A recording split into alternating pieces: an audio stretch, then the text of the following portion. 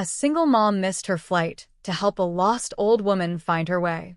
She thought that was the end of it, until she discovered the woman was a mafia boss's mother, and he wanted to thank her personally.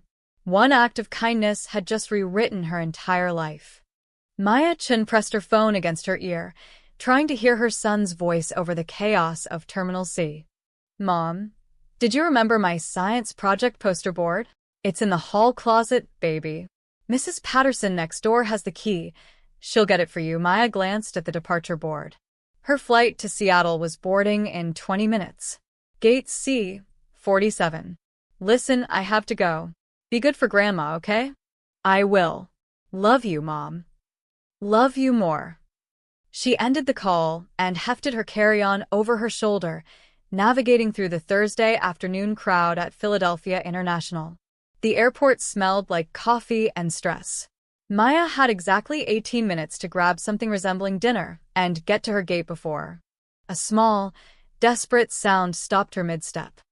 An elderly woman stood frozen in the middle of the concourse, turning in slow circles like a music box winding down.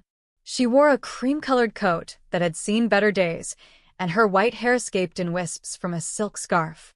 Her hands trembled as they clutched a worn leather purse. People flowed around her like water around a stone. Nobody stopped. Maya checked her watch. 16 minutes. The old woman's lips moved, but Maya couldn't hear the words. She took a step forward, then hesitated. She couldn't afford to miss this flight. The conference in Seattle was her first real chance at a promotion. Her boss had made that crystal clear. Single mothers didn't get second chances at Jensen and Associates. The woman turned again, and Maya saw her face clearly. Panic. Pure un diluted panic. Damn it, Maya whispered and walked over. Mom? Are you okay? The woman's eyes locked onto Maya's like a drowning person spotting a life raft. Her accent was thick, Italian maybe, worn smooth by years in America. I don't know where. Her breath came in short gasps. My son. I need my son. Okay, it's okay. Let's just breathe for a second. Maya gently touched the woman's elbow, guiding her toward a row of seats away from the foot traffic. What's your name? Rosa. Rosa Marino. The woman sank into the chair, still clutching her purse. I had his number. I wrote it down, but I can't. She fumbled through her bag, pulling out receipts, tissues, a rosary with worn beads. It's gone. Everything's gone. Maya crouched down to eye level. 12 minutes. Rosa, where are you supposed to be? Which gate? I don't know. They changed it. I got confused. Tears welled in Rosa's eyes. I shouldn't have come alone. He told me not to come alone, but I wanted to surprise my sister in Boston, and now I'm... You're going to be fine, Maya said firmly, though her heart hammered against her ribs. She pulled out her phone. Do you remember your son's name? Dante. Dante Marino. Maya typed the name into her phone's search bar, expecting maybe a Facebook profile or a LinkedIn page. What came up instead made her freeze. Alleged crime boss Dante Marino spotted at. Federal investigation into Marino family. Untouchable. How Dante Marino evades. She looked at Rosa with new eyes. The expensive coat that looked worn wasn't old. It was understated. The worn rosary had beads that caught the light like real pearls. Even the woman's confusion had a strange quality to it, like someone who'd been sheltered from the normal chaos of the world. Ma'am, Rosa, your son is Dante Marino? Rosa's face crumpled. You know. Everyone knows. That's why no one stops. She gripped Maya's hand with surprising strength. But I'm just his mother. I'm just a mother who can't find her way home. The announcement crackled overhead. Final boarding call for Flight 447 to Seattle, departing from Gate C, 47. This is the final boarding call. Maya's stomach dropped. That was her flight. Her promotion. Her future. She looked at Rosa's frightened face, then at her phone, then at the departure board where her gate number was already switching to departed. Okay, Maya heard herself say. Let's find your son. The relief that flooded Rosa's face made Maya's chest ache. She helped the older woman stand and guided her toward the information desk, already mentally composing the email she'd have to send her boss. "I'm so sorry, but there was an emergency." The airport police officer at the desk looked up with practiced boredom until he saw Rosa. His expression shifted instantly, recognition, then something like alarm. "Mrs. Marino?" He was already reaching for his radio. "We've been looking for you. Everyone's been looking for you." "What?" Maya stepped forward. "What do you mean, everyone?" The officer ignored her, speaking rapidly into his radio. "Terminal C, main information desk. Subject is safe. Repeat, subject is safe." He turned to Rosa with a gentleness that surprised Maya. "Ma'am, you've been missing for 2 days. Your son filed a report with every law enforcement agency on the East Coast." 2 days? Maya looked at Rosa, who seemed just as confused. 2 days? Rosa repeated. "No, I left this morning. I took a taxi to the airport, and she stopped, her face paling." "What day is it?" "Thursday, ma'am. Thursday afternoon." Rosa's hand flew to her mouth. "Madonna Santa. I lost 2 whole days." Within minutes, the information desk became a command center. 3 more officers appeared, then 2 men in dark suits who definitely weren't airport security. One of them made a phone call that consisted entirely of, "We found her. Terminal C. Yes, sir. She's with a civilian. Female, 30-ish, Asian American. No, sir. Appears to be a good Samaritan. Yes, sir." He ended the call and turned to Maya with an expression that was equal parts gratitude and assessment. "Miss, I'm going to need you to stay for a moment. Mr. Marino would like to thank you personally." Maya's mouth went dry. "That's really not necessary. I'm afraid I have to insist. It wasn't a request." Rosa reached for Maya's hand again, and this time her grip was steadier. "Please. Let me at least say thank you properly. You missed your plane for me. How did you?" "I heard the announcement," Rosa said softly. Seattle. "You gave up Seattle for a confused old woman you didn't know." The 2 men in suits positioned themselves on either side of the group, and Maya realized with creeping dread that she was no longer being thanked. She was being detained. Politely, professionally, but detained nonetheless. One of the suits gestured toward the terminal exit. "There's a car waiting." Maya thought of her son, of her boss, of the life she'd carefully built on a foundation of good decisions and avoiding exactly this kind of situation. But when she looked at Rosa's face, grateful, gentle, and utterly genuine, she found she couldn't say no. "Okay," Maya said quietly. "But I need to make a phone call first." As they walked toward the black Mercedes idling at the curb, Maya texted her mother. "Flight delayed. Long story. We'll call soon. Everything's fine." She hit send and wondered if she'd just told her first lie of the day. Or her last moment of freedom. The Mercedes glided through Philadelphia's streets like a shark through dark water. Maya sat in the back beside Rosa, who hummed softly to herself, seemingly unaware of the tension coiled in Maya's shoulders. The 2 men in suits occupied the front seats, silent as statues. They drove for 40 minutes, leaving the city behind for the sprawling estates of the main line. When they finally turned through iron gates, Maya's breath caught. The house, no, the mansion, rose from manicured grounds like something from another era.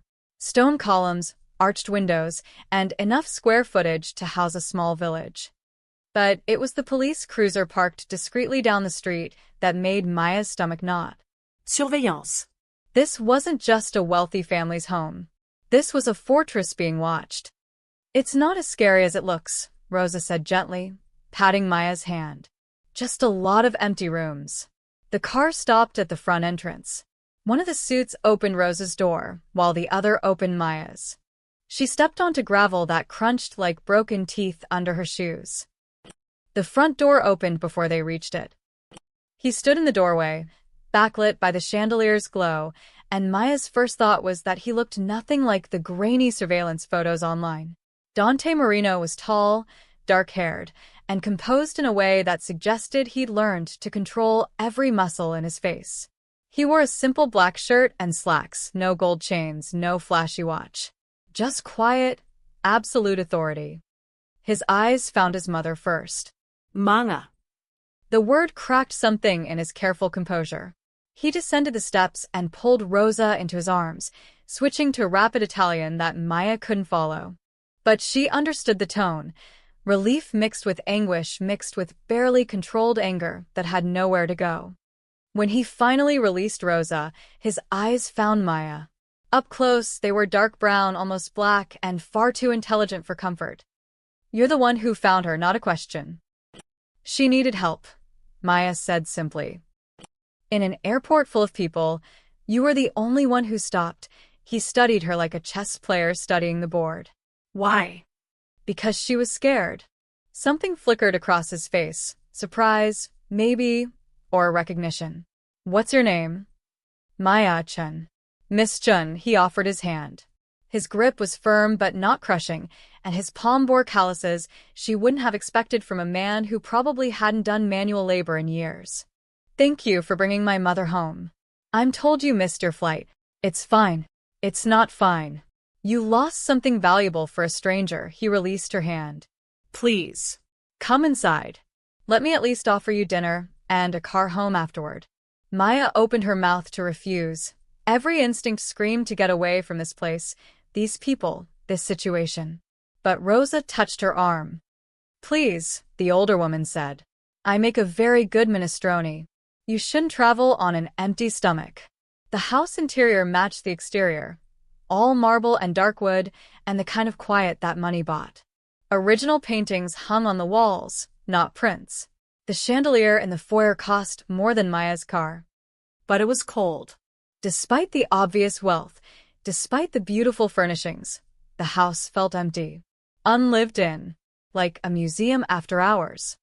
Rosa led them to a dining room where a table that could seat 20 held settings for 3. Maya sat, feeling absurdly out of place in her conference-appropriate blazer and slacks. Dante sat across from her, and Maya noticed how his eyes never stopped moving, tracking doors, windows, the positions of his men who moved like shadows through adjacent rooms. "You don't trust easily," Maya observed. "Can you blame me?" He poured water from a crystal pitcher. "The police watching my house certainly don't." "Then why am I here?" "Because my mother trusts you." He glanced toward the kitchen, where Rosa was presumably overseeing the soup. "That's rare enough to be worth investigating." "I'm not worth investigating. I'm an insurance claims adjuster from Fishtown with a 9-year-old son and student loan debt. I'm boring." Boring people don't sacrifice business trips for confused strangers. Before Maya could respond, Rosa returned carrying a tureen of soup that smelled like heaven, tomatoes, basil, garlic, and something else Maya couldn't identify. As she ladled soup into bowls, she chatted about the recipe, about the vegetables from the garden, about anything except the fact that she'd been missing for 2 days. "Mama," Dante said gently, "do you remember where you were?" "Before the airport." Rosa's hand stilled on the ladle. I was home. Then I was getting ready to visit Teresa in Boston." Then her face clouded. "I don't remember. It's like fog." Dante's jaw tightened, but his voice remained soft. "It's okay. We'll figure it out." Maya ate her soup and watched the dynamic between them. The way Rosa deflected questions. The way Dante tried to protect her without seeming to interrogate. The weight of things unsaid pressing down on the beautiful room. "Do you like lilies?" Rosa asked Maya suddenly. Yes." Good. "Dante never keeps flowers in the house. Says they're impractical," Rosa smiled. "But I think a house without flowers is like a life without grace. Don't you think?" "I think you're right," Maya said. "And crosswords. Do you do crosswords?" "Sometimes. Usually wrong." Rosa laughed, a genuine, delighted sound that seemed to surprise even Dante. "Me too. I get so frustrated with the Thursday ones. Too clever by half." For the next hour, Maya found herself talking with Rosa about ordinary things. Books. Recipes. The little church by the shore where Rosa used to go with her late husband, where the waves crashed against the cliffs and you could hear them echo inside during service. It's still there, Rosa said wistfully. At least it was. I haven't been in years. Dante worries if I go too far. Mama, that's not. Dante stopped himself. It's not safe. Nothing's safe, Rosa said quietly. But some things are worth the risk. Maya watched Dante's face shut down, watched him retreat behind walls built from necessity and violence and a life she couldn't imagine. But in that moment, she saw what Rosa must see, a son trying desperately to protect the one pure thing left in his world. By the time Maya left, driven home by one of the silent suits, she realized something unsettling. Despite everything, the reputation, the police surveillance, the obvious danger, she'd felt safer in that cold mansion than she'd expected. Because for all his power, Dante Marino was just a man terrified of losing his mother. And Rosa Marino was just a woman who loved lilies and crosswords and the sound of waves against stone. Maya climbed the stairs to her small apartment, exhausted and confused and somehow changed. She didn't yet know that by tomorrow morning, her face would be in every newspaper in Philadelphia. Or that by tomorrow night, Rosa would vanish again. Maya woke to 17 missed calls and a text from her mother that simply read, "Call me now." She fumbled for her phone, squinting against the morning light filtering through her bedroom curtains. It was 6:47 a.m. Her alarm hadn't even gone off yet. "Mom? What's wrong? Is Ethan okay?" "Ethan's fine." "Maya, why is your picture in the newspaper?" Maya's stomach dropped. "What?" The Philadelphia Inquirer. Front page of the Metro section. Good Samaritan linked to Marino family. There's a photo of you getting into a car outside the airport with Maya. Is that really Dante Marino? She was already at her laptop, hands shaking as she pulled up the newspaper's website. There it was, a grainy but unmistakable photo of her walking beside Rosa toward the Mercedes, one of Dante's men visible in the background. The headline screamed implications she couldn't afford. Local woman Maya Chun, 30, was spotted yesterday accompanying alleged organized crime figure Dante Marino and his mother, Rosa Marino, 72, who had been reported missing. Her phone buzzed. Her boss. Then buzzed again. Unknown number. Then again. Another unknown number. "Mom, I have to go." "Maya, what have you gotten yourself into?" "Nothing. I helped a lost woman at the airport. That's all." Even as she said it, she knew how hollow it sounded. "I'll call you back." She hung up and stared at her phone as it continued to vibrate with incoming calls. Her carefully constructed life, the respectable job, the quiet neighborhood, the deliberate distance from anything controversial, was unraveling in real time. By the time she showered and dressed, 3 news vans had parked on her street. Maya peeked through her curtains and felt her chest tighten. Reporters. Actually reporters, with cameras and microphones, camped outside her building. Her phone rang again. This time she recognized the number, Philadelphia Police Department. "Miss Chun? This is Detective Sarah Walsh. We'd like to ask you a few questions about your interaction with the Marino family yesterday." 2 hours later, Maya sat in an interview room that smelled like stale coffee and desperation. Detective Walsh, a sharp-eyed woman in her 40s, sat across from her with a notepad and an expression that suggested she'd heard every lie ever told. "You understand we're not accusing you of anything," Walsh said.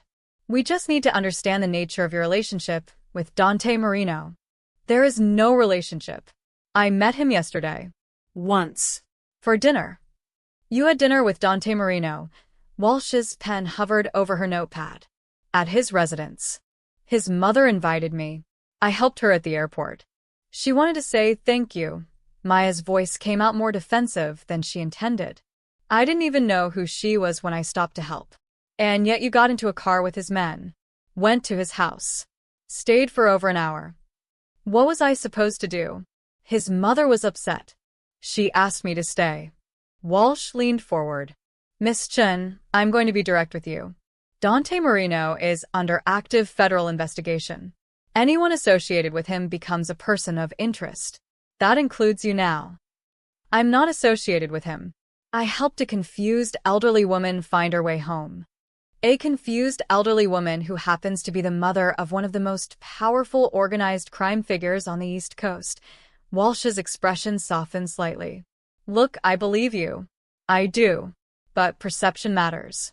And right now, every criminal defense attorney in the city is taking notes on the woman who might be character witness number one for Dante Marino. Maya's hands trembled in her lap.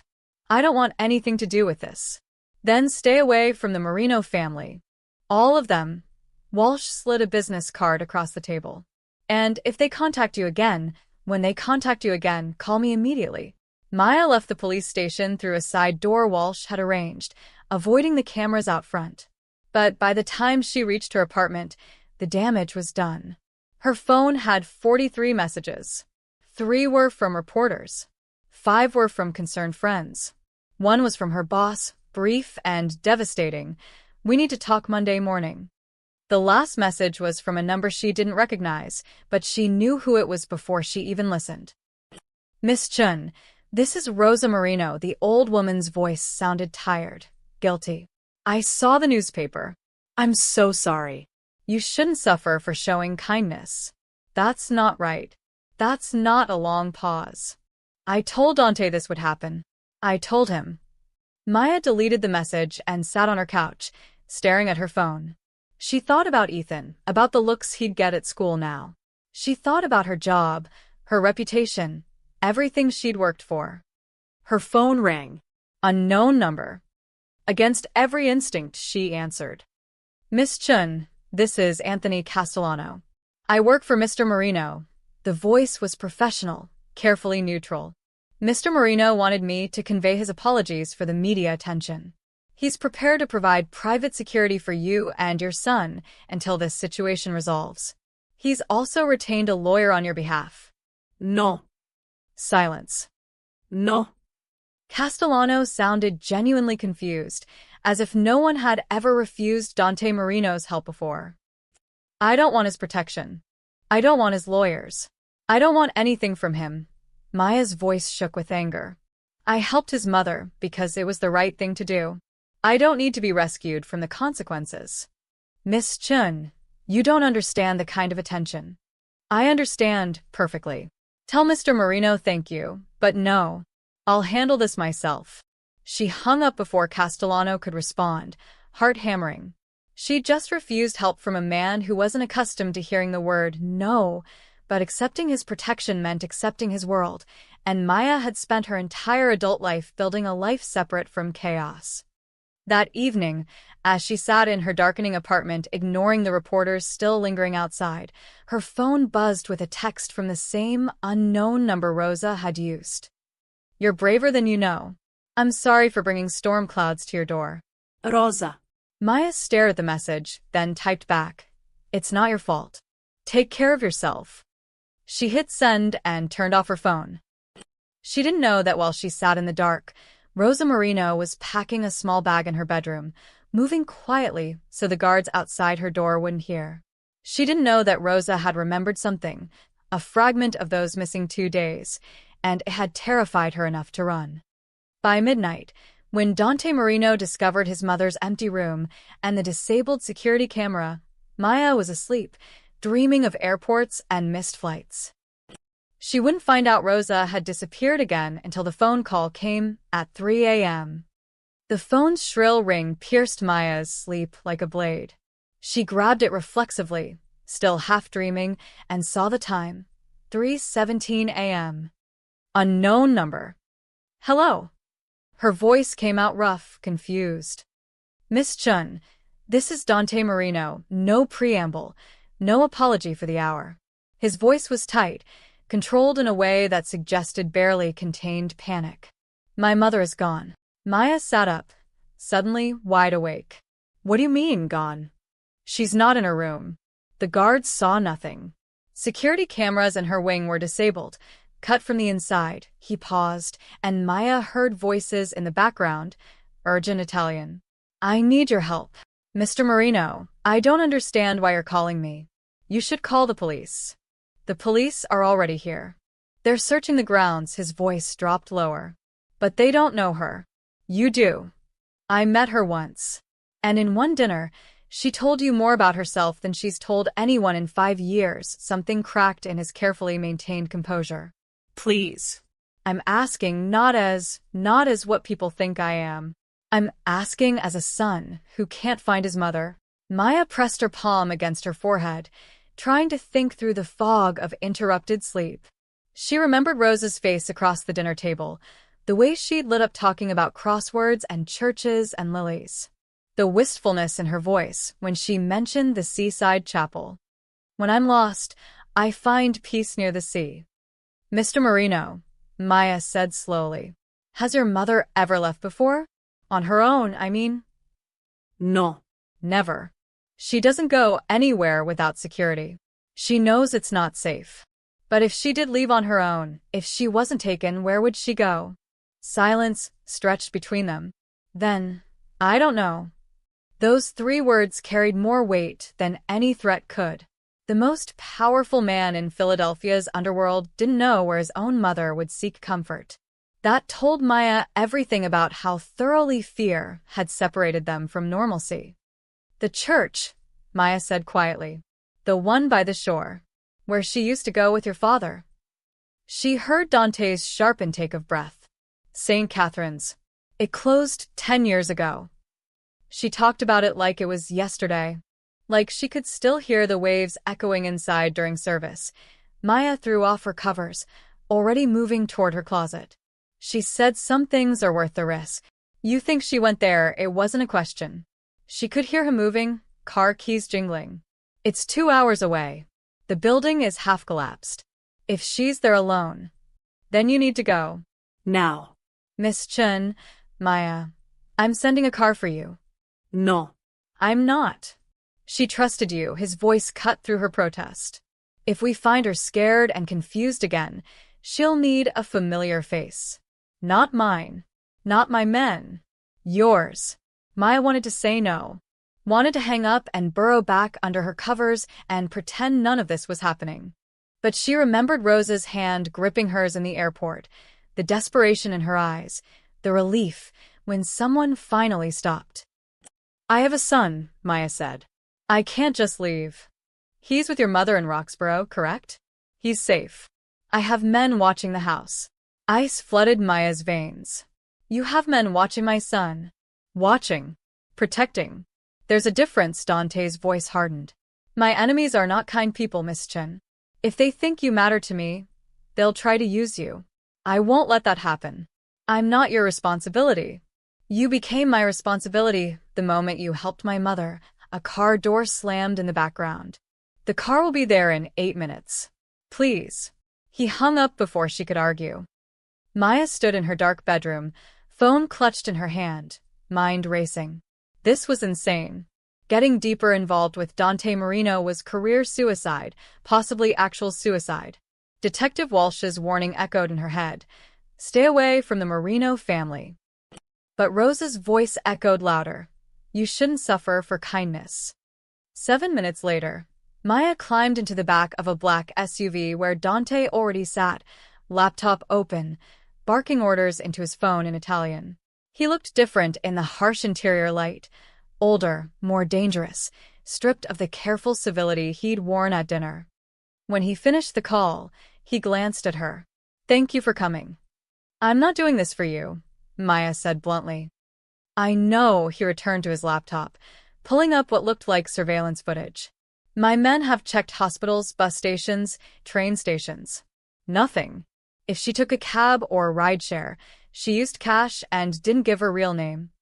Maybe she didn't want to be found. Dante's jaw tightened. Then why leave? She knows I'd protect her from anything. Maybe that's the problem. Maya watched the Philadelphia streetlights blur past her window. Maybe she's tired of being protected. You don't understand. The things I've done, the enemies I've made, she's vulnerable because of me. 2 days she was missing before the airport. 2 days I still can't account for, his hands clenched into fists. Someone took her, hit her, made her forget. And I can't. He stopped, visibly collecting himself. I can't lose her. Maya saw it then, the terror beneath the control. Dante Marino, who commanded an empire built on fear, was terrified himself. Not of rivals or federal investigations, but of the ordinary human helplessness of watching someone you love disappear. Tell me about those 2 days, Maya said quietly. What do the doctors say happened? They can't explain it. No drugs in her system. No signs of physical trauma. Just missing time. Like someone erased it from her memory. Maya's skin prickled. Or like she erased it herself. Dante's head snapped toward her. What? What if she wasn't taken? What if she left on purpose and just forgot why? That's impossible. Is it? She's been living in a fortress, surrounded by guards for how long? Never going anywhere alone. Never making decisions for herself. Maya met his eyes. That's not living, Mr. Marino. That's existing. Maybe part of her wanted to escape so badly that when she finally did, her mind couldn't handle bringing her back. The SUV fell silent except for the hum of tires on asphalt. Finally, Dante spoke, his voice barely above a whisper. Then I've been her prison. No, Maya said firmly. You've been her son, trying to keep her safe in an unsafe world. But safety and life aren't always the same thing. They drove the rest of the way in silence, racing toward a ruined church by the sea, hoping to find a woman who might not want to be found. Dawn broke gray and cold over the coastal town of Margate, New Jersey.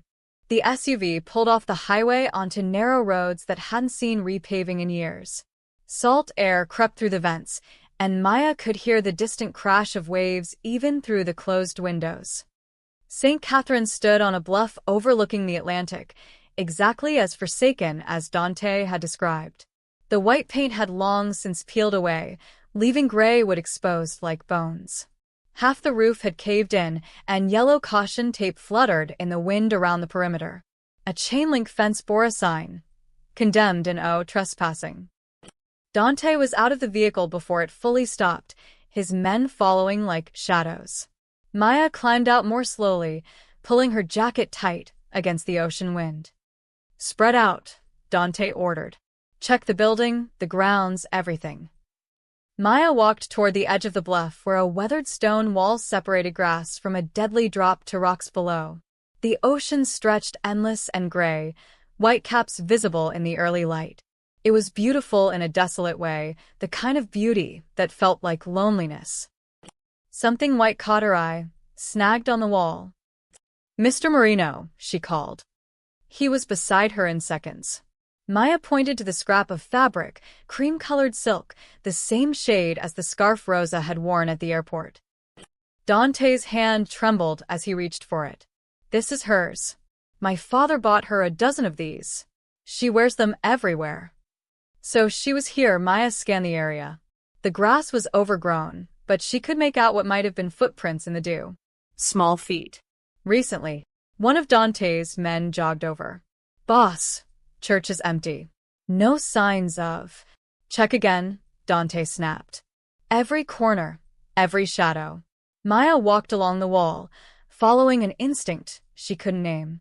At the far end, where the fence met the bluff, she found a gap, the chain link cut clean through, just wide enough for a person to slip through. "She left the church," Maya said. "Went down toward the beach, maybe." "There's no path down, just cliffs." But Maya was already at the fence line, peering over. Below, maybe 15 feet down, a narrow trail zigzagged toward the beach. Treacherous, overgrown, but passable. "There," she pointed. "Look." Halfway down the trail, caught on a bush, was another scrap of cream silk. Dante's face went white. If she tried to climb down in the dark. He was moving before he finished the sentence, finding the gap in the fence. Maya grabbed his arm. "Wait, let me go first." "Absolutely not. You're wearing Italian leather shoes." "I'm wearing sneakers." Maya was already slipping through the fence. "And if she is down there, spooked and scared, she'll run from you and your men. But she might stay for me." For a moment, Maya thought he'd refuse. Then he nodded curtly. Franco goes with you.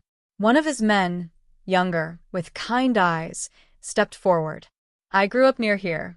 I know these trails. The descent was worse than it looked from above. Loose rocks skittered under Maya's feet, and thorny bushes grabbed at her clothes. Franco moved with practiced ease, offering his hand at the worst spots. Behind them, Maya heard Dante arguing with his men, who were probably trying to convince him not to follow on that trail in dress shoes. They reached the beach as the sun finally broke through the clouds. Maya shaded her eyes, scanning the shoreline. Empty. Just rocks and tide pools, and the relentless crash of waves. Miss Chun, Franco pointed north, where a small beach shack stood, one of those seasonal rental places for umbrellas and surfboards. Someone's been there. Doors open. They approached carefully. The shack was locked up for winter, but the padlock hung broken. Inside, among overturned beach chairs and stacked boards, Maya found a dry spot on the floor where someone had clearly sat. A candy wrapper. A bottle of water, half empty. She was here, Maya said. But not anymore. Franco's radio crackled. We've got something. Beach parking lot, north end. Get up here. The climb back up was harder. By the time they reached the top, Maya's lungs burned, and her hands were scraped raw. Dante met them at the fence, his expression grim. What did you find? Maya asked. Witness. Local vendor who sets up at the beach parking lot on weekends. He remembers an old woman yesterday evening. Dante's voice was tight. Said she looked confused, kept asking about mass times. He told her the church was closed. Then a van pulled up. Maya's stomach dropped. What kind of van? Black. No plats visible. Two men got out. Dante's hands clenched. They didn't grab her. They talked to her. She seemed to recognize one of them. Got in willingly. So she knew them, Franco said. Or thought she did. Dante turned to Maya, and she saw the anguish he'd been holding back. Someone's been playing with her memory, making her forget, making her remember, using her confusion against her. Why? Maya asked. What could they possibly want? Leverage. The word came out like poison. They can't touch me directly. Federal protection, too many witnesses, too much scrutiny. But my mother? His voice cracked. She's the one weakness I can't armor plate. Maya thought about Rosa's missing 2 days, the gaps in her memory, the way she'd been found at the airport with no recollection of how she got there. They're not just taking her, Maya said slowly. They're breaking her mind, so that even when you get her back, she's lost, Dante finished. Permanently lost. His phone rang. He answered with a barked, "What?" Then his face changed, surprise, then barely controlled rage. He listened in silence, his jaw working. Finally, show me. He ended the call and turned to his men. They just sent a video. Security footage from a riverside warehouse in Camden. He pulled up the video on his phone, and Maya glimpsed grainy footage of Rosa being led, not dragged, led, into a building by 2 men. She looked docile, compliant. They want me to know they have her, Dante said quietly. They want me to come. Then it's a trap, Franco said. Of course it's a trap, Dante looked at Maya. Which is why I'm going to spring it. That's insane. Miss Chun, you've known my mother for 2 conversations. I've known her my entire life. He met her eyes. She's the reason I'm still human. If they take that from me, if they break her mind and send her back as a shell, then they've won. And I become exactly what everyone already thinks I am. Maya saw it then, the terrible choice before him. Become the monster to save what kept him human, or stay human and lose everything. Let me come with you, Maya heard herself say. No. You said it yourself. She trusts me. If she's confused, scared, maybe damaged, she'll respond to my voice, not yours. Maya took a breath. You need me. Dante studied her for a long moment. Then, against every instinct that probably screamed no, he nodded. Then we leave now, he said, before they move her again. The warehouse district of Camden looked like the apocalypse had come and forgotten to finish the job. Abandoned factories lined the Delaware River, their windows empty as eye sockets, graffiti covering walls like scars. Dante's convoy, 3 SUVs now, rolled slowly through streets where rust and silence reigned. That one, Franco pointed to a squat concrete building at the end of a dead-end street. Water-stained, unremarkable, with a single rolling door and no visible guards. Too quiet. Of course it's too quiet. Dante was loading a gun with practiced efficiency that made Maya's stomach turn. They want me to walk in. So don't, Maya said.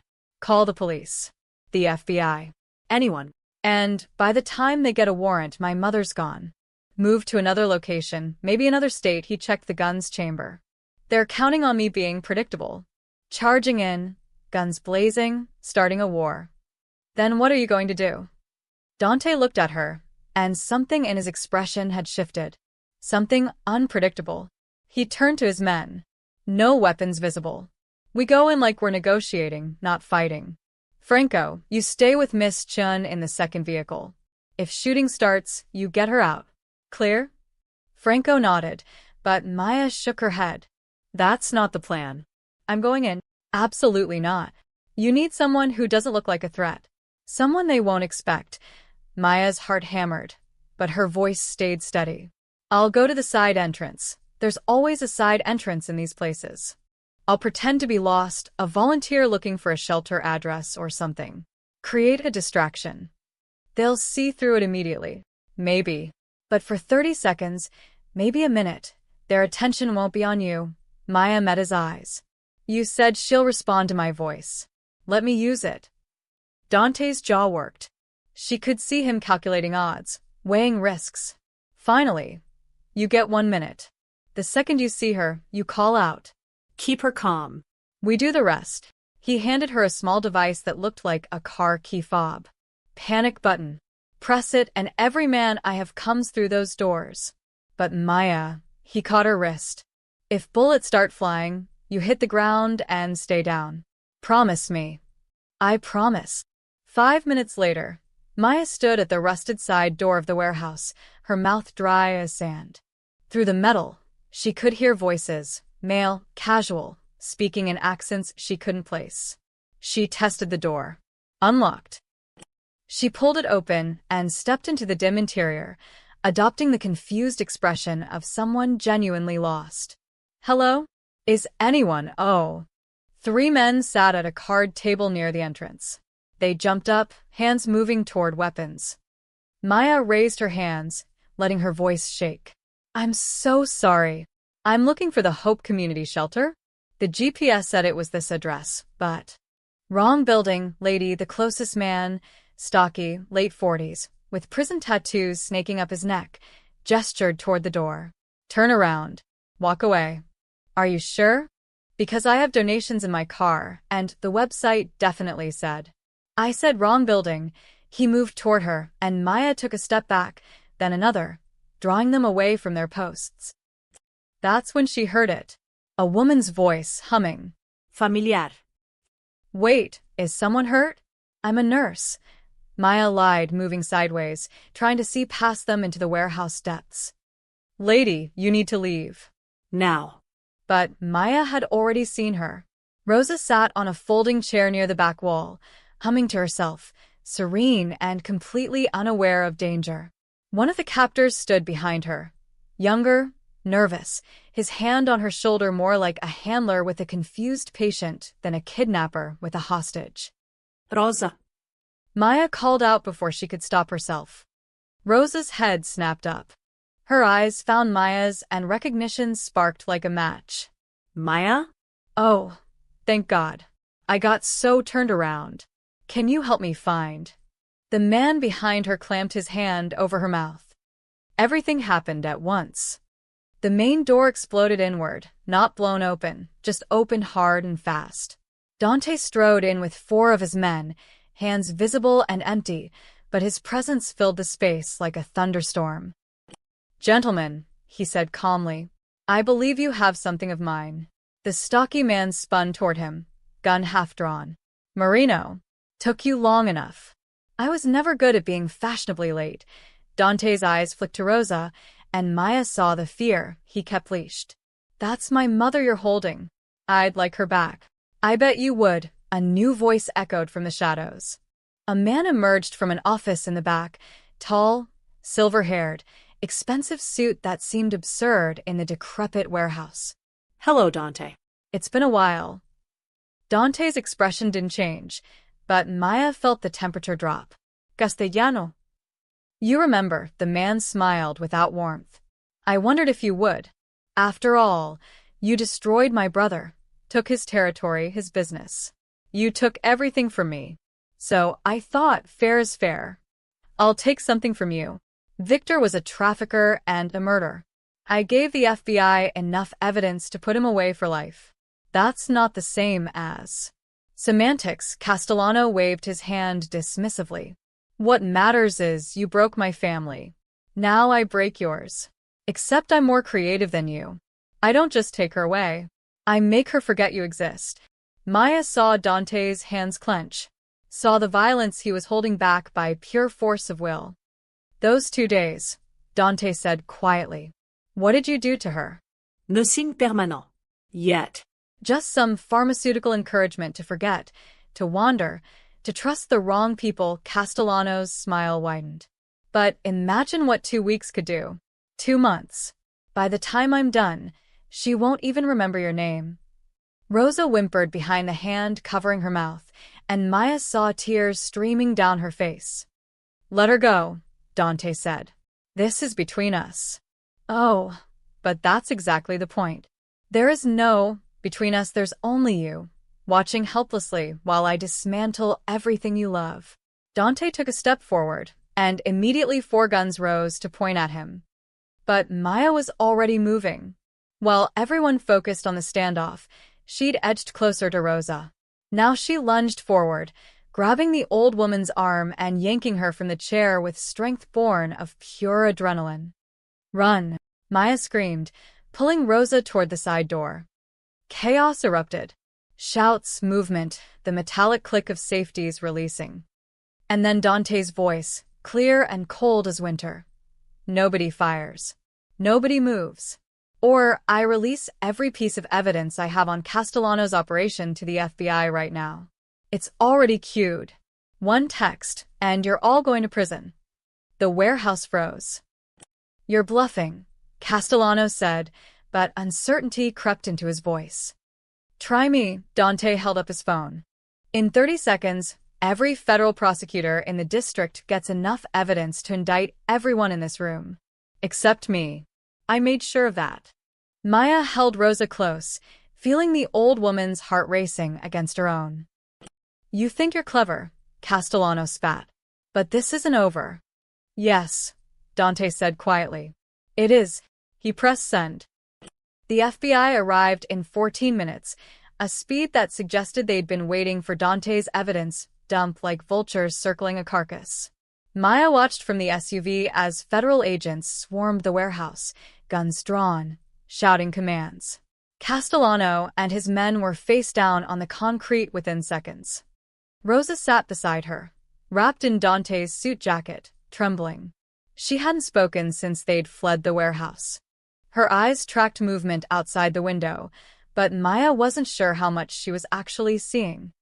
Rosa, Maya said softly, you're safe now. We're going home. Home. Rosa's voice was distant, hollow. I don't remember home. Maya's chest tightened. She took Rosa's hand. It was ice cold. The house with the garden.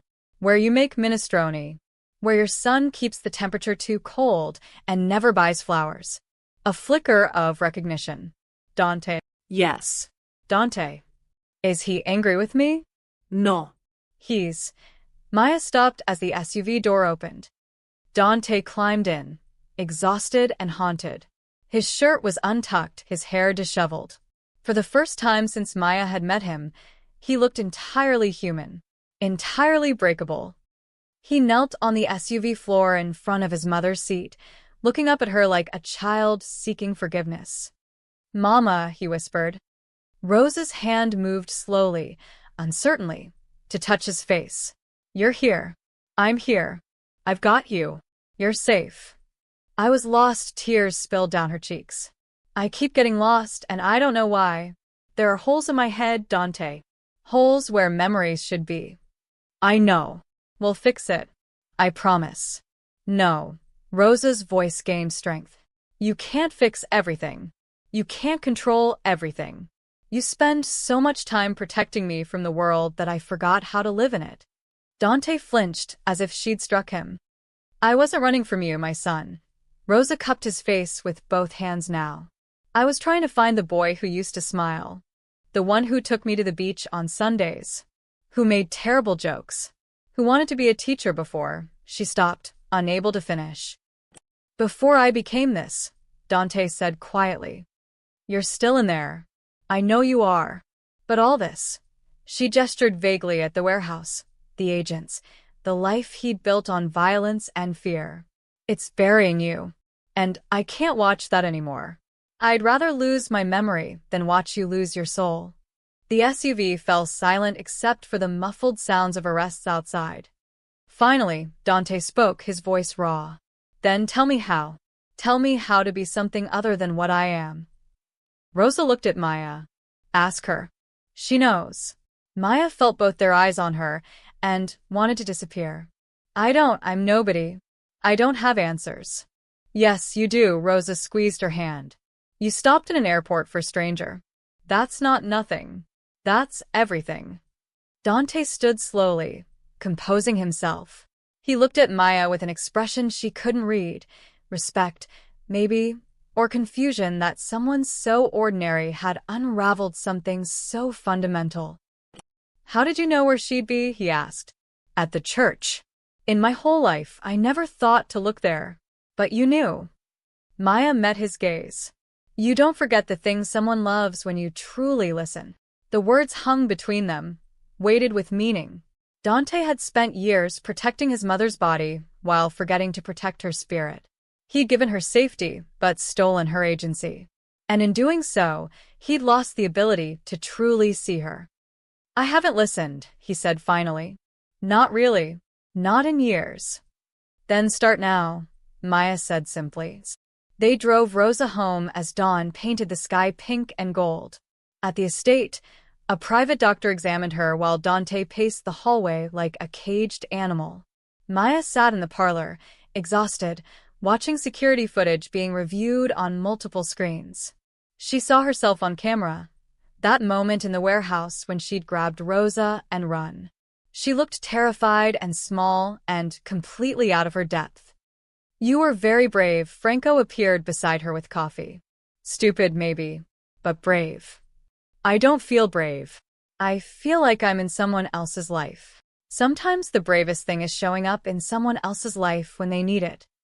The doctor emerged an hour later with cautiously optimistic news. Rosa was physically unharmed. The memory issues would require extensive neurological testing, but preliminary signs suggested the effects might not be permanent. The drugs Castellano had used were sophisticated, but not irreversible. Dante took the news with a slight nod, as if afraid to hope. That evening, as Maya prepared to finally leave, to return to her real life, her son, her problems, Rosa asked her to stay just a little longer. They sat in the garden as twilight fell, the first stars appearing overhead. I remember now, Rosa said quietly. Bits and pieces. They kept telling me Dante had abandoned me, that he didn't want me anymore. They showed me fake documents, fake news articles. She twisted her hands in her lap. After a while, I didn't know what was real. But you do now. Now I know my son loves me too much. So much he's forgotten how to love himself. Rosa looked at Maya. You make him remember what peace feels like. I see it. The way he looks at you, not with fear or calculation. With hope. Maya shook her head. Mrs. Marino, I'm just a woman who showed kindness and kept showing it, even when it cost you. Rosa smiled sadly. That's not just anything. That's extraordinary. Inside the house, through the window, Maya could see Dante on the phone. Still working, still moving, still unable to rest. He lost himself protecting me, Rosa whispered. Maybe you can help him find his way back. Maya wanted to say it wasn't her job, wasn't her responsibility, wasn't her life. But looking at Rosa's hopeful face, she couldn't quite force out the words. So instead, she simply said, maybe, and wondered if maybe was enough to change everything. Maya's phone exploded with notifications the moment she turned it back on.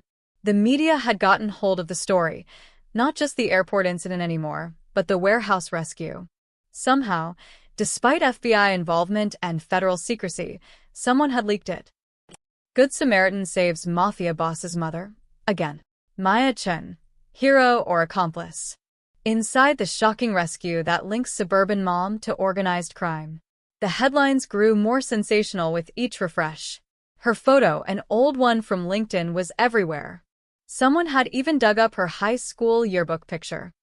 Mom, you need to see this. Her mother's voice on the phone was tight with worry. Channel 6 just ran a segment. They're calling you Dante Marino's mysterious associate. Maya closed her eyes. How's Ethan? A pause. Confused. Some of the parents at school saw the news. They're asking questions. What kind of questions? The kind that means you should probably come get him. Soon. Maya ended the call and stared at her apartment ceiling. It was Sunday evening. She'd been gone less than 48 hours, but her entire life had been rewritten in that time. Monday morning confirmed her worst fears. The school principal, Mrs. Davidson, met her at the entrance with an expression of practiced sympathy that barely masked discomfort. Miss Chun, could we speak privately? They sat in an office that smelled like old books and anxiety. Through the window, Maya could see children playing on the playground. Normal children, living normal lives. I want to be direct, Mrs. Davidson said. Several parents have expressed concerns about Ethan continuing here given your situation. My situation, Maya's voice was flat. You mean helping an elderly woman who was kidnapped? I mean your association with a known organized crime figure. The principal's jaw tightened. Miss Chen, I believe you acted with good intentions. But this school has a responsibility to all its students. And right now, your presence here, and by extension, Ethan's, creates a security concern. A security concern. Maya felt something crack inside her. My 9-year-old son is a security concern. That's not what I... Yes, it is. Maya stood. You're expelling him for safety reasons. You're punishing a child because his mother helped someone in need. Mrs. Davidson had the grace to look uncomfortable. It's not permanent. Once the media attention dies down, once your connection to Mr. Marino is resolved, we'd be happy to reconsider. Maya walked out without another word. She found Ethan in his classroom, packing his backpack with the careful slowness of a child trying not to cry. Mom? His voice was small. Did I do something wrong? She knelt down and pulled him into a fierce hug. No, baby. You did nothing wrong. Nothing. Then why do I have to leave? Maya had no answer that wouldn't break his heart further. By Tuesday, Maya had been placed on administrative leave from Jensen and Associates. Her boss delivered the news via email, professional, apologetic, but final. Given the current media scrutiny and potential impact on client relationships, we feel it's best if you take some time away from the office. Translation: you're toxic, and we can't afford the association. Wednesday brought reporters to her doorstep. They camped outside her building, shoving microphones at her whenever she tried to leave. One grabbed her arm. Miss Chen, how long have you been romantically involved with Dante Marino? I'm not. Is it true you helped plan the warehouse confrontation? No. Are you accepting money from the Marino family? Maya shoved past them, heart pounding, and made it to her car. She drove aimlessly for an hour, trying to outrun cameras and questions and the ruins of her carefully built life. Her phone rang. Dante's number. She almost didn't answer, but something, exhaustion, maybe, or the need to blame someone, made her pick up. I'm calling to check, he started. Don't, Maya's voice shook with anger. Don't check on me. Don't send your men to watch my house. Don't send lawyers or money or protection or whatever else you think will fix this. Silence on the line. My son was expelled from school, Maya continued. I was fired from my job. I can't leave my apartment without being photographed. My life is destroyed, Mr. Marino. Completely destroyed. I know his voice was quiet. I'm sorry. Sorry? You're sorry? Maya laughed, a bitter sound. You said I'd be safe. You said you'd protect me. I was wrong. A long pause. I can relocate you. New city, new identity, new school for Ethan. Clean slate. And then what? I spend the rest of my life hiding? Running.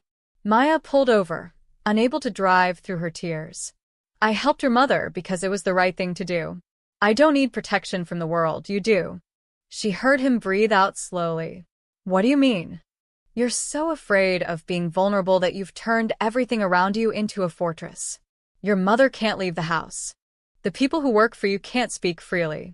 And now I can't even walk to my car without being attacked by reporters. Her voice dropped.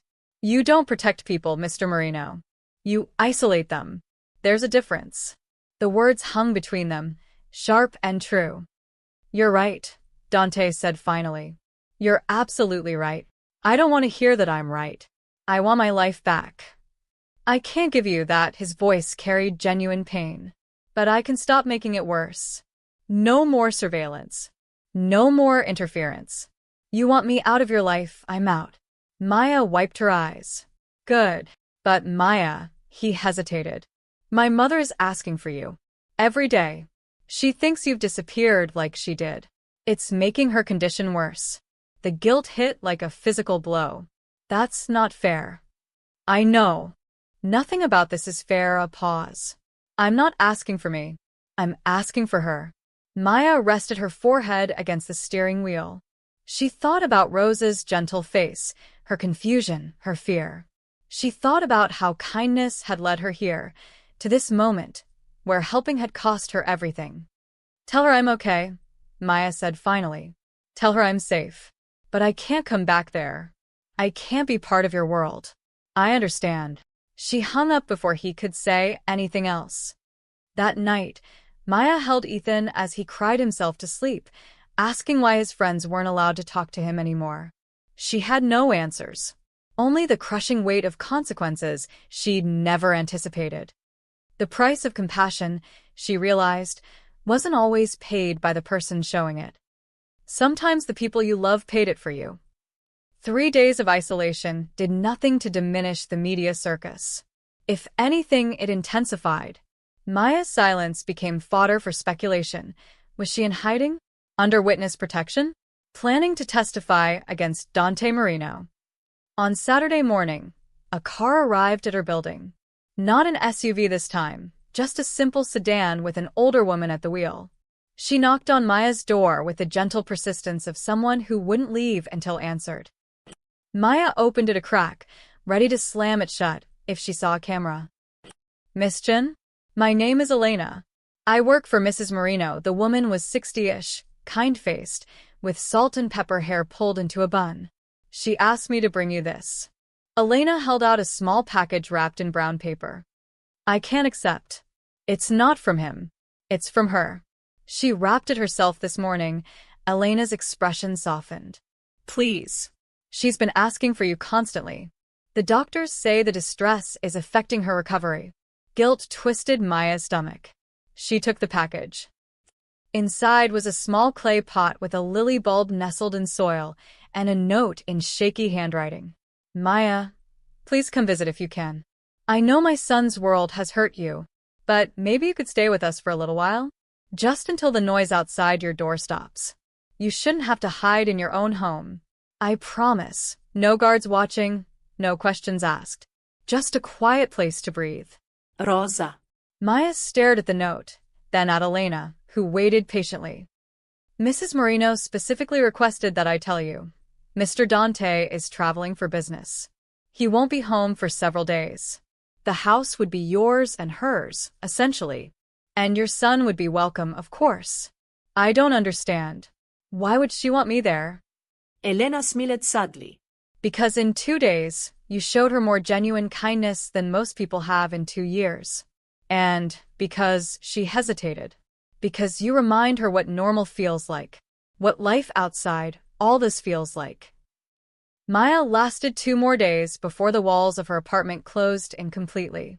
A brick through her window, thrown by an outraged citizen, according to the threatening note attached, made the decision easier.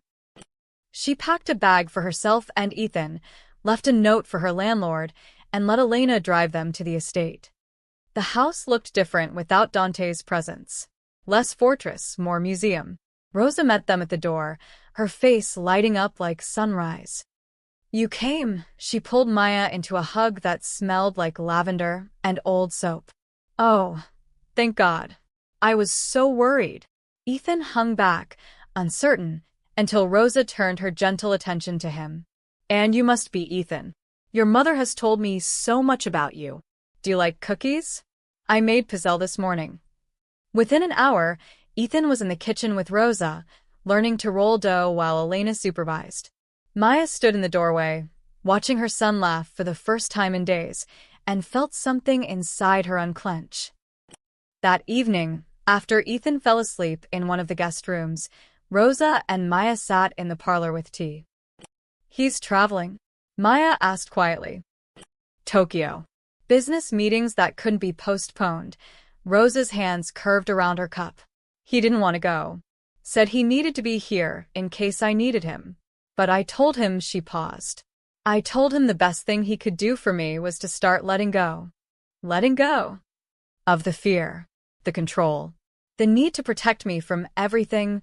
Rosa looked directly at Maya. "You were right, what you said to him. He doesn't protect, he isolates. He's been doing it for so long, he doesn't know any other way. I shouldn't have said that. It wasn't my place." "It was exactly your place. Someone needed to." Rosa set down her tea. "My son lost himself protecting me. After his father died, after the threat started, after the first kidnapping attempt, he decided the only way to keep me safe was to build walls. And every year, those walls got higher, thicker, until I couldn't see out and he couldn't see in." Maya absorbed this. "What happened? That first kidnapping attempt?" Rosa's face clouded. "I was grocery shopping. Stupid, normal, everyday grocery shopping. They grabbed me in the parking lot. Dante was 23. He got me back within 6 hours, but..." She touched her wrist absently, where a faint scar circled like a bracelet.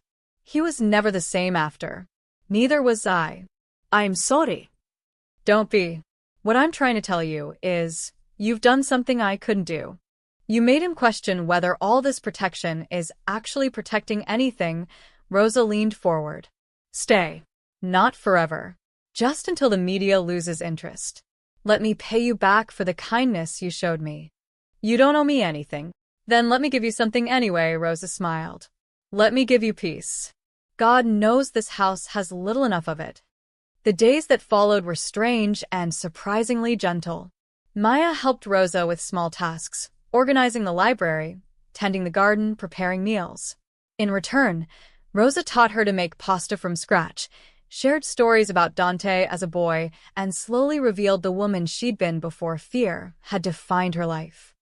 Maya also discovered something unexpected. The household staff were terrified. Not of Dante specifically, but of making mistakes, of being noticed, of existing too loudly in the spaces between orders. One morning, Maya found the young housekeeper, Carmen, crying in the laundry room over a wine stain she couldn't remove from a tablecloth. "Hey, it's okay," Maya said gently. "It's just fabric. Mr. Marino will be upset. Everything has to be perfect. When does he get upset about things like this?" Carmen blinked. "He doesn't. But he could." Maya realized then that the fear wasn't based on Dante's actions. It was based on possibility. The staff had been trained to anticipate anger that never came, to avoid mistakes that would never be punished, to live in constant tension over imaginary consequences. "How long have you worked here?" Maya asked. 3 years. "Has Mr. Marino ever yelled at you? Threatened you?" No. "But everyone knows what he's capable of. Everyone knows his reputation," Maya corrected gently. "That's not the same as knowing him." That afternoon, with Rosa's blessing, Maya did something that probably should have waited for Dante's permission. She gathered the household staff, 6 people who kept the estate running, and organized a literacy class in the unused dining room. Carmen wanted to get her GED. The gardener, Miguel, wanted to learn English better. Elena wanted to help but didn't know how. So Maya taught them. Simple lessons, patient corrections, encouragement freely given. Rosa watched from the doorway, tears in her eyes. "You're bringing life back into this house," she whispered. "I'm just helping people who want to learn." No. "You're showing them they're allowed to want things. To grow. To be more than invisible." Rosa squeezed her hand. "That's what my son forgot. That the people around him are people, not chess pieces." When Dante called that night to check on his mother, Rosa told him about the classes. There was a long silence on the other end. "Is she still there?" he asked finally. "Maya?" Yes. "And she's changing everything." Another pause. Then, quietly, "Good." Maya didn't know he'd said that. Didn't know he'd stayed on the phone after Rosa hung up, sitting in a Tokyo hotel room, staring at the city lights and wondering how a woman he barely knew had dismantled more walls in a week than he'd built in a decade. All she knew was that for the first time since the airport, she could breathe. And that sometimes peace came from the strangest places. Dante returned on a Tuesday night unannounced. Maya was in the library with Ethan, reading aloud from a book about dragons, when she heard the front door open. Her son's body tensed beside her. He'd grown comfortable in the estate's quiet rhythms, but the return of its master changed the atmosphere immediately. Footsteps in the hall. Then Dante appeared in the doorway, still in his travel clothes, looking exhausted and somehow smaller than she remembered. His eyes found hers. "Miss Jen." "Mr. Marino." She closed the book. "Your mother's asleep. She wasn't expecting you until tomorrow." "I finished early." He looked at Ethan, and his expression softened. "You must be Ethan." I'm Dante. Her son nodded but didn't speak, pressing closer to Maya's side. "I'll let you settle in," Maya said, standing. "Come on, buddy. Time for bed." "Maya," Dante's voice stopped her. "Could we talk? After?" It wasn't a request she could refuse.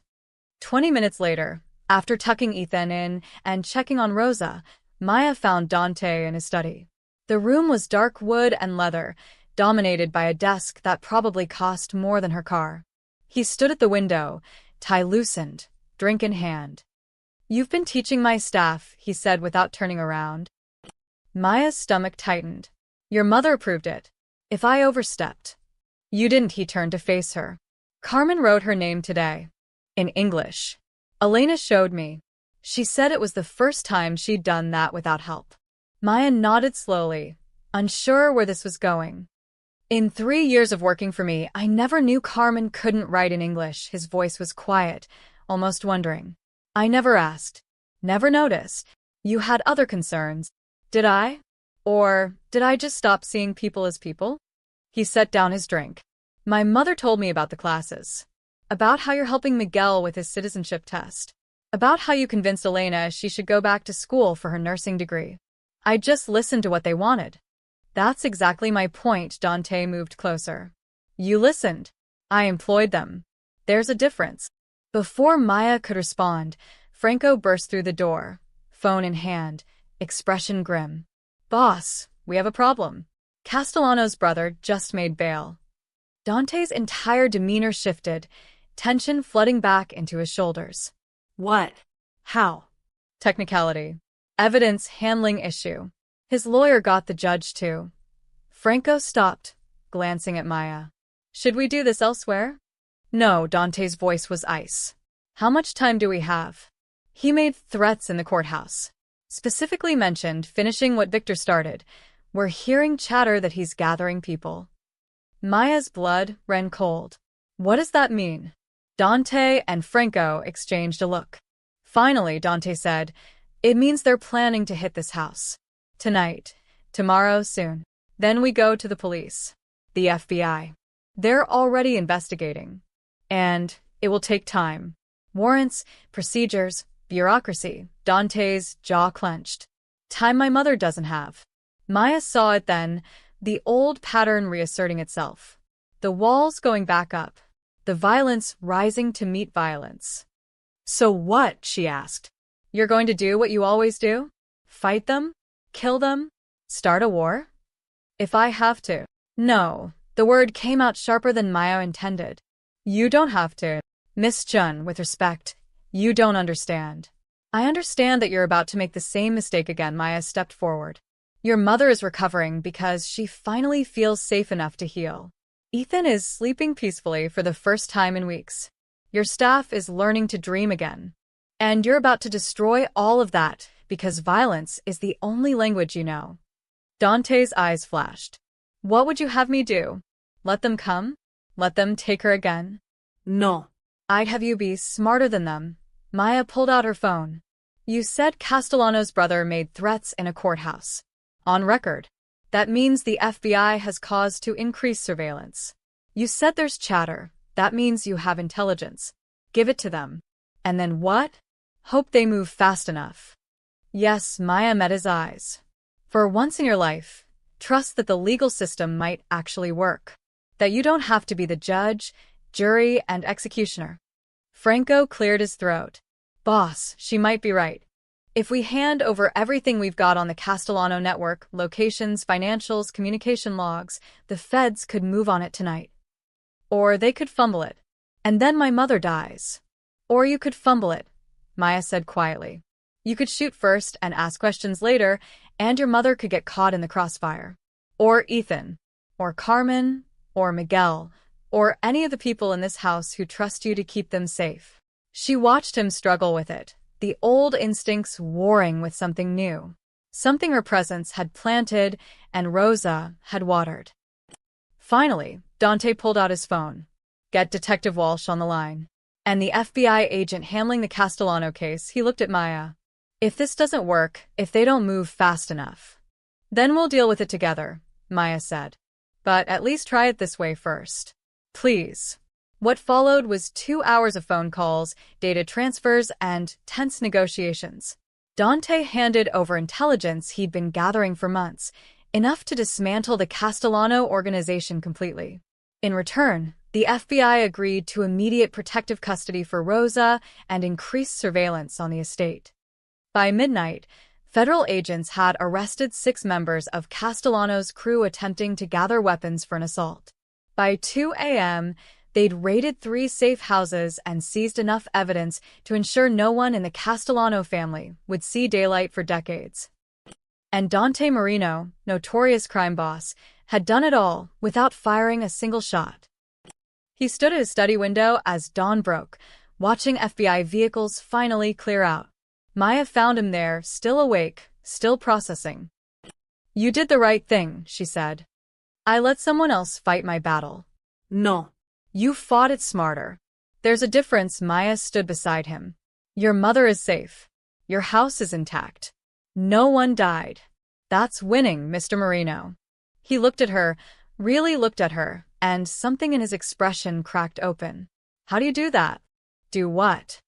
"Make the impossible seem simple. Make me want to be different." Maya felt her cheeks warm. "I don't do anything. I just remind you that you already are different. You just forgot."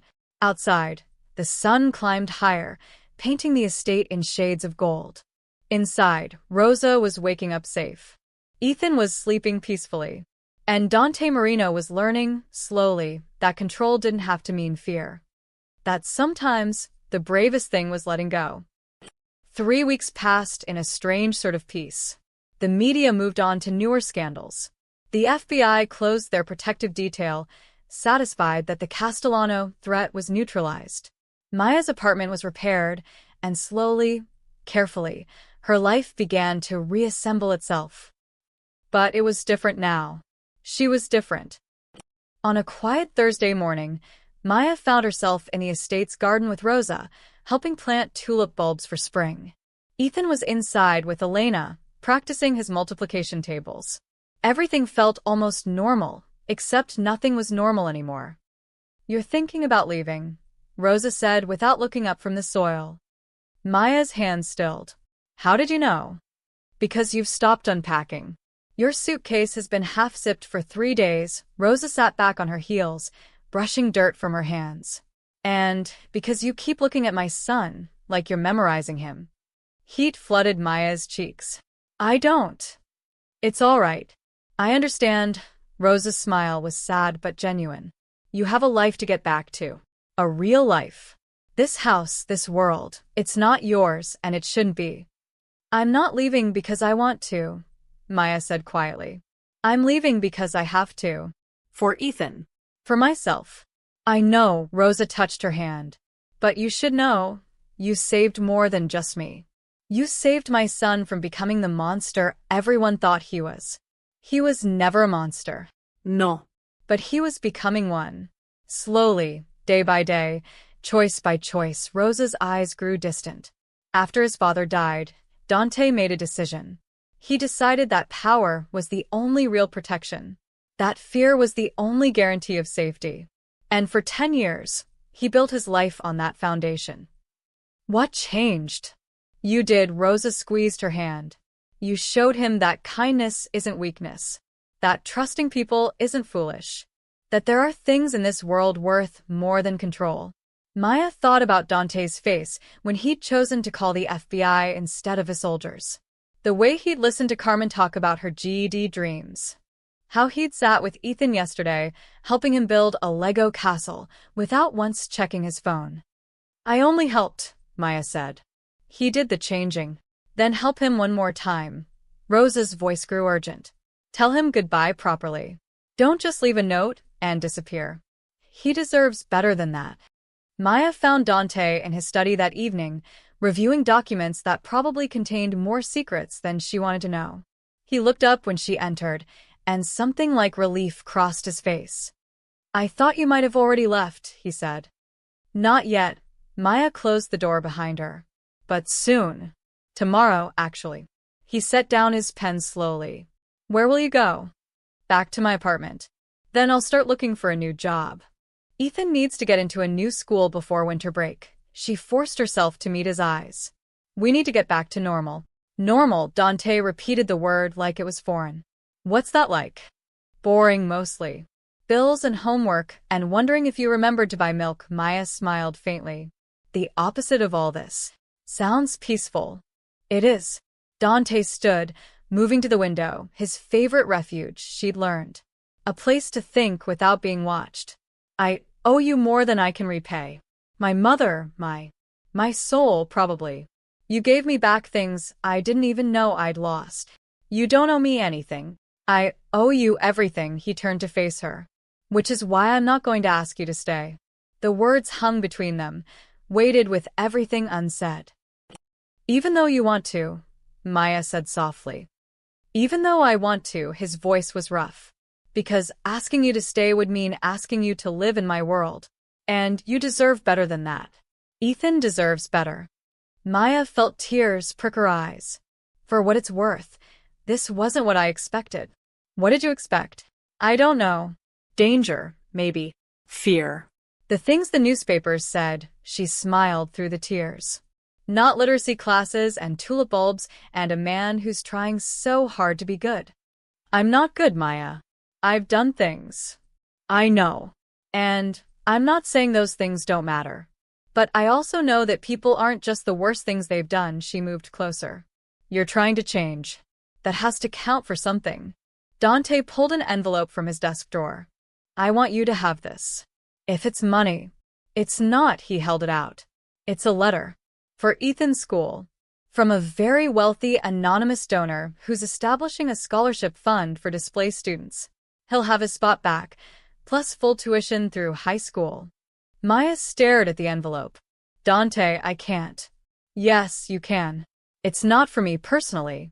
It's from a charitable foundation my mother has been wanting to start for years.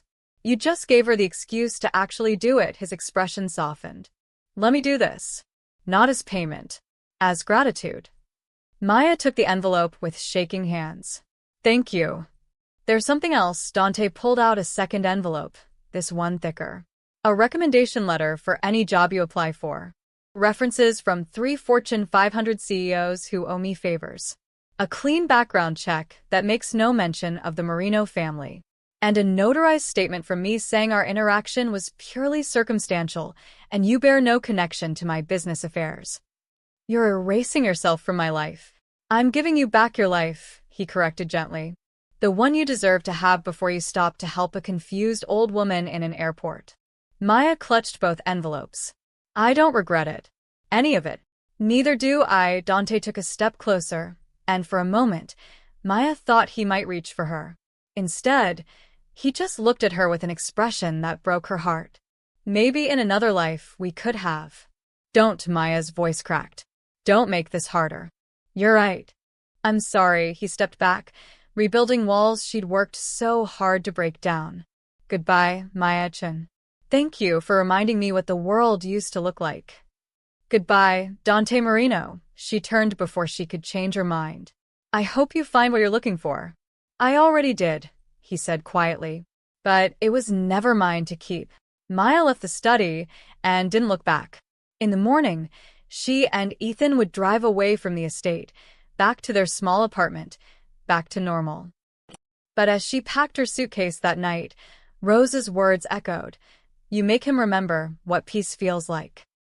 And Maya wondered if leaving was really the right choice, or just the safe one. For months passed like a slow exhale. Maya found a new job, better than the old one, thanks to those reference letters Dante had provided. Ethan returned to his school, scholarship in place, and slowly made new friends who knew nothing about warehouses or mafia bosses. Life became routine again. Comfortable. Safe. But on quiet nights, Maya found herself thinking about Rose's laugh.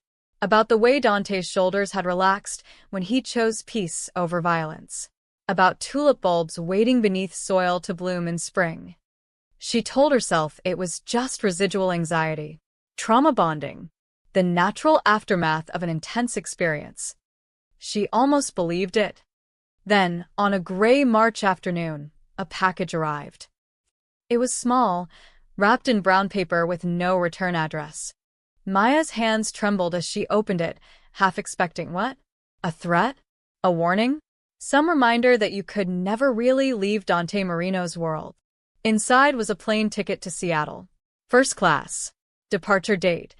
The following Saturday, exactly 4 months after the flight she'd missed. Tucked beneath the ticket was a small white lily, pressed and preserved, still fragrant despite being dried. And a note in handwriting she recognized. Elegant, careful, distinctly Rose's. Maya, you missed your flight that day, but maybe fate meant you to land here instead. I'm doing well. My memory comes and goes, but the important things stay. I remember kindness. I remember you. Dante has changed. Really changed. He started a foundation for families affected by crime. Both sides. Victims and perpetrators' families. He's trying to break cycles, not continue them. He asks about you. Never directly. But a mother knows. The ticket is a gift, no strings attached. Take the trip you missed. Go to your conference. Live your life. But if you find yourself thinking about an old woman who loves crosswords or a complicated man who's learning to be simple, you know where we are. The garden is beautiful this year. The tulips bloomed. With love, Rosa. P.S. He doesn't know I sent this. He'd probably be furious if he knew. But some things are worth the risk, remember. Maya read the note 3 times, tears streaming down her face. She looked at the ticket, Seattle, the conference she'd sacrificed, the promotion that never came. Everything she'd lost, now offered back like a second chance. But underneath everything, she heard Rose's real message. You changed us. Did we change you too? That evening, Maya called her mother. Can you watch Ethan this weekend? Something came up. Work. Maya looked at the ticket, the press lily, the note that smelled faintly of lavender. Something like that. Saturday morning, Maya stood at the airport. The same terminal, the same chaos, the same departure board. But this time, she wasn't rushing. This time, she had time. She checked in, went through security, and found herself at Gate C, 47 with 45 minutes to spare. The same gate where her life had changed. Maya pulled out her phone and stared at the number she'd never deleted. Her thumb hovered over it for a long moment. Then she dialed. He answered on the second ring. Maya? Just her name, but it carried everything: surprise, hope, fear. I got a package, she said. From your mother. A long pause. I didn't know she was going to. I know, Maya smiled. She said you'd be furious. I'm not furious, his voice softened. Are you? Are you calling to say goodbye? Before the flight. I'm calling to say thank you. For the ticket. For the closure. For letting me go. You were never mine to hold. Maya watched travelers rushing past, everyone with somewhere to be. You know what I realized? That day in the airport, I thought I was missing my flight. But maybe I wasn't missing anything. Maybe I was exactly where I was supposed to be. Maya. The conference doesn't matter. The promotion I never got doesn't matter, she took a breath. What matters is that a confused old woman needed help, and I stopped. And that one choice led to everything else. The good and the bad. More bad than good for you. No, Maya said it firmly. I lost a job I didn't love. I left a school that expelled my son for something he didn't do. I walked away from a life that was safe but small, she paused. And I found out that I'm braver than I thought. That kindness matters. That people can change. Silence on the other end. Then, quietly, are you getting on that plane?